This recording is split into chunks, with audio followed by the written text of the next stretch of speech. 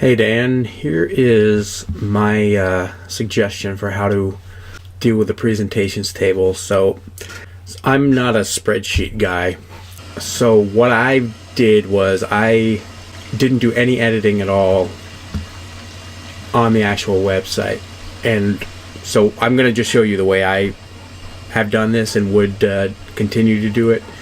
But you might be able to find that it's easier to edit in the website itself. And I'll be able to show you what that looks like in a second. So all I would do is download as a CSV. And then, so if we're on your site, we go down to TablePress. And that is where that's where all the info lives. So when we were just looking at that little widget we were looking at is what creates this screen right here. So to alter it,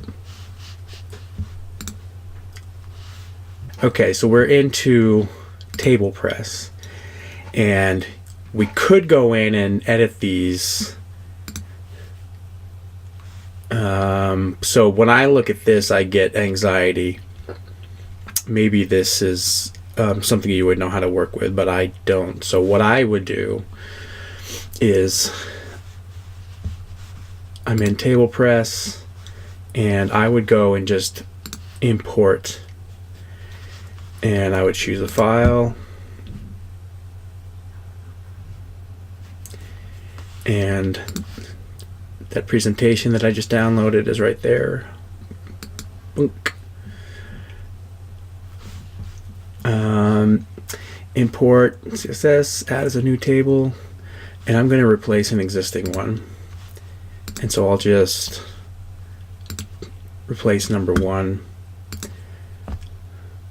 So it's a small file. It just takes, basically it's done now.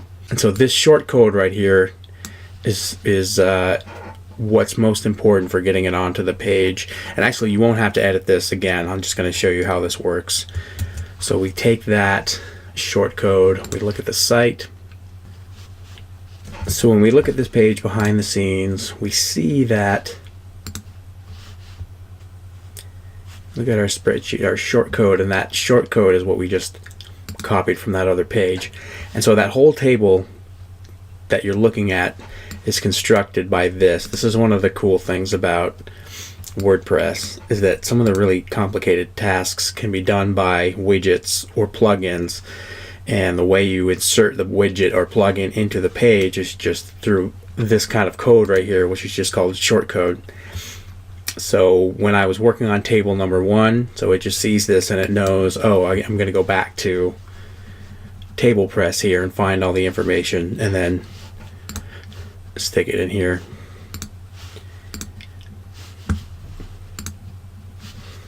And so it renders it all right, just like so.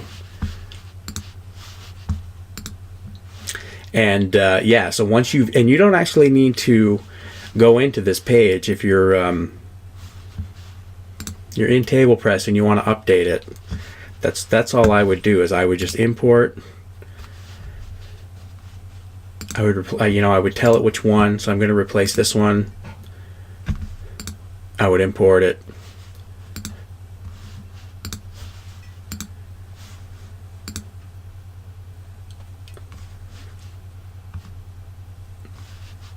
Imported. Oh, save changes, save, you're done.